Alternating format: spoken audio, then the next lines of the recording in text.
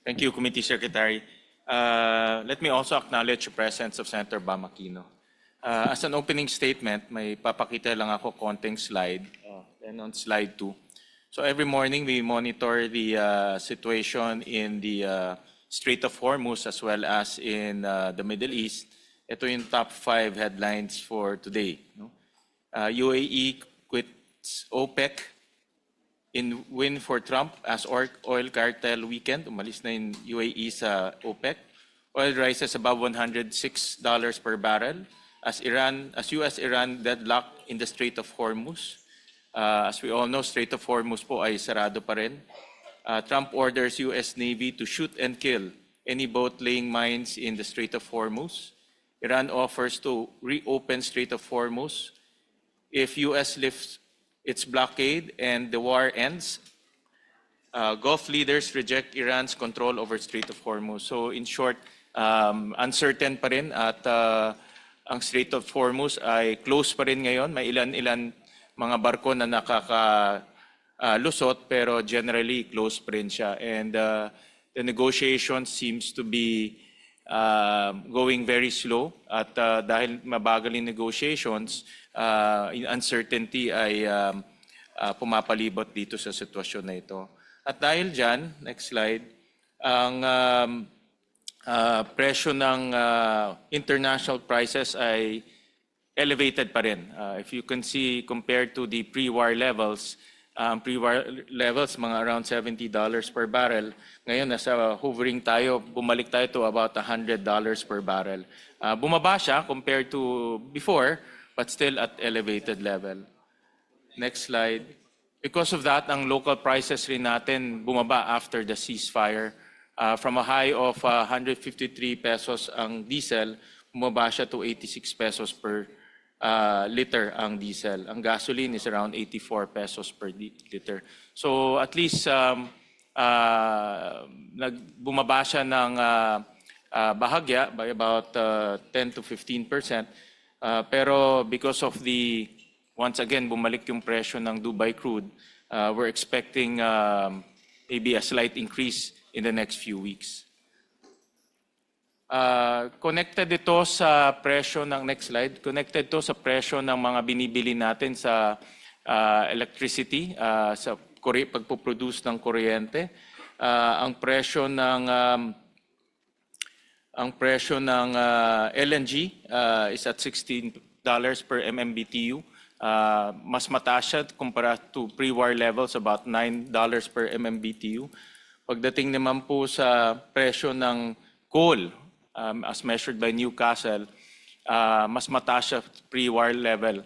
Ang pre-war level is about $115 per ton, ngayon at $132 per ton. So makikita ho natin, ang presyo ng langis, konektado rin sa presyo ng coal at presyo ng LNG na binibili natin.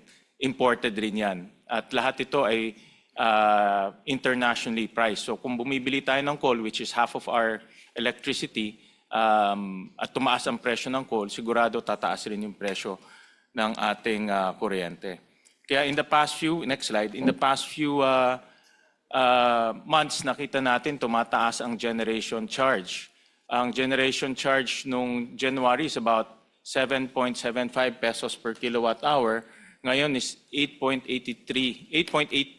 pesos and 39 centavos per kilowatt hour. So dahil sa pagtaas ng presyo, especially on Forex, dahil nakita natin this last few months ang depreciation ng Forex natin is about 5%. From roughly 57 pesos per dollar, ngayon kahapon is $61 per barrel. 61 pesos per dollar. So pag bumibili tayo na imported, nag-depreciate ang peso, sigurado mamahal rin yung ating pagbili ng coal and LNG. Kaya ang nakikita nating lately na pagtaas ng presyo ay konektado rin sa gulo sa Iran at gulo sa Middle East. Kaya po itong pagtaas ng generation charge, ito po yung nakikita natin ngayon sa mga electricity bill ho natin. Hindi po yung pagtaas ang lifeline rate ho natin, ang senior citizens discount ho natin, pareho lang, bumaba pa nga. pero ang generation charge ang tumataas this past 3 months.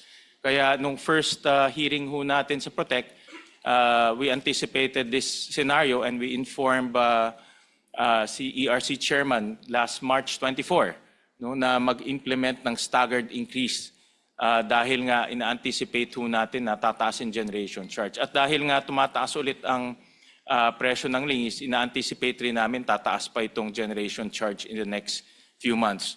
So we'll discuss that later on. No? Para nagkaroon ho kasi ng triple whammy. Tumaas ang presyo ng langis, tataas ang presyo ng tumaas ang presyo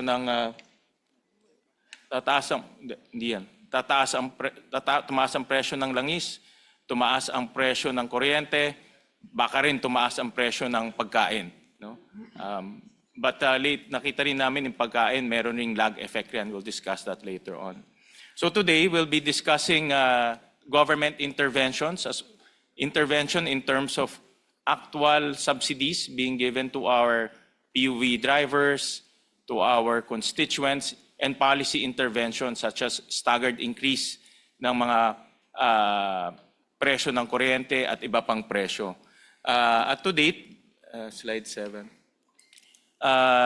ang gobyerno ay gumastos na ng, slide 7. Ito.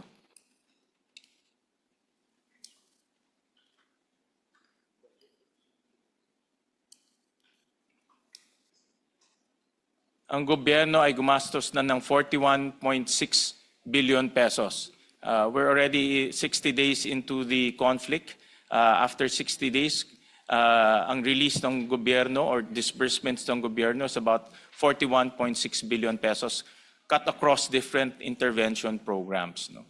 So gusto rin namin malaman ngayon kung nasaan na tayo in terms of intervention programs, ilan na ang mga PUV drivers at iba pang constituents natin ang natutulungan natin, ilan pa ba ang kailangan nating tulungan? At kung ito ay humaba, magkano pa yung kailangan natin considering na gumastos na tayo ng almost 41.6 billion pesos.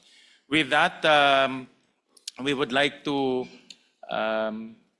ask if our colleague, Senator Marcoleta, kung meron kayong opening statement. Before we go into the presentations, we request DepDev, DSWD, DOTR, and DA to present first, 10 minutes each. And then after that, we'll open the floor for questions. But any opening statements? Senator Marcoleta. I will forgo my opening statement in the interest of time, Mr. Speaker. Thank you, dear colleague. So we'll start off with DepDev. DepDev being the